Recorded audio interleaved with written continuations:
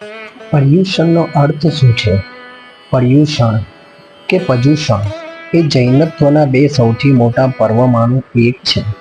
અન્ય મહત્વનો તહેવાર છે દિવાળી. સામાન્ય રીતે શ્વેતાંબર પંથના લોકો આને પર્યુષણ તરીકે સંબોધે છે, જ્યારે દિગંબર ફિરકાના લોકો આને 10 લક્ષણા તરીકે સંબોધે છે. શાબ્દિક રીતે પર્યુષણનો અર્થ થાય છે જોડાવવું અથવા સાથે આવવો. આ એવો સમય છે જે દરમિયાન સામાન્ય જન સમુદાય ટૂંક સમય માટે સાધુ જેટલી તીવ્રતાથી આધ્યાત્મનો અભ્યાસ અને તપ આદિ કરવાના પ્રખ્યાન કરે છે.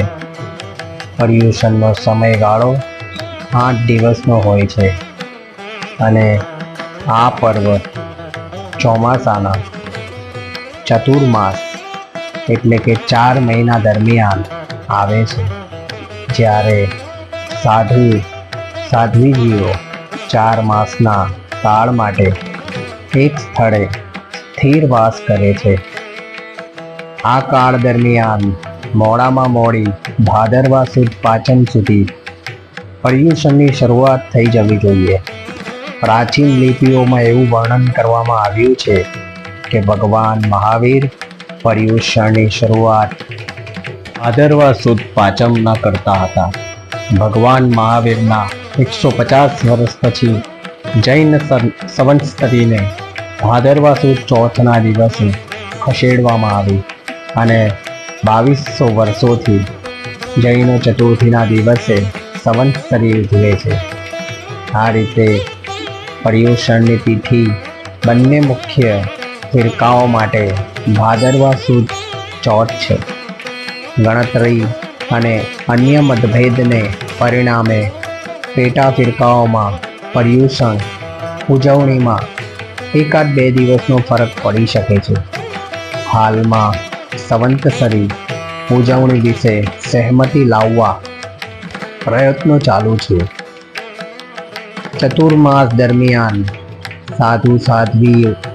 સાધ્વીઓ એક શહેર કે ગામ આદિમાં સ્થાયી થયેલ હોવાથી શ્રાવક શ્રાવિકાઓ માટે આ સમય ધર્મ ધ્યાનની વાતો, વ્યાખ્યાઓનો આદિ સાંભળી તપ અને અન્ય વ્રત તથા આરાધનાઓ કરી તેમની શ્રદ્ધા અને આધ્યાત્મિકતાને દ્રઢ કરવાનો મનાય છે. દિગંબર ફિરકાઓમાં આ પર્વ પર્યુષણથી એટલે કે ભાદરવા સુદ પાંચમથી શરૂ કરી 10 દિવસ મનાવાય છે.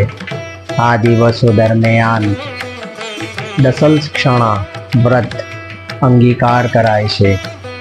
પર્વના 10 દિવસો દરમિયાન ઉપાસવાદીના તત્વાર્થ સૂત્રનું વાંચન પઠન કરવામાં આવે છે.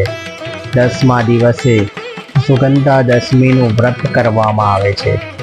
ચોથના દિવસે દિગંબર લોકો અનંત ચતુર્દશી ઉજવે છે. તે દિવસે શહેરમાં મુખ્ય મંદિર તરફ સરઘસ કાઢવામાં આવે છે. શ્વેતાંબર ફિરકાઓમાં આ તહેવાર 8 દિવસનો ઉજવાય છે. 8 દિવસના આ પર્વ દરમિયાન કલ્પસૂત્રનું વાંચન કરવામાં આવે છે, જે અંતર્ગત 5મા દિવસે ભગવાન મહાવીરના જન્મનું વાંચન થાય છે.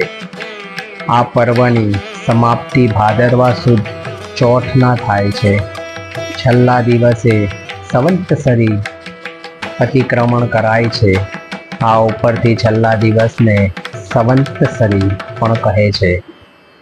મૂળ પ્રાકૃતમાં પર્યુષણ માટે જે શબ્દ છે તે છે પજજો સવન. જૈન ધર્મમાં પ્રાકૃતના રૂપોને મૂળ રૂપ માનવામાં આવે છે.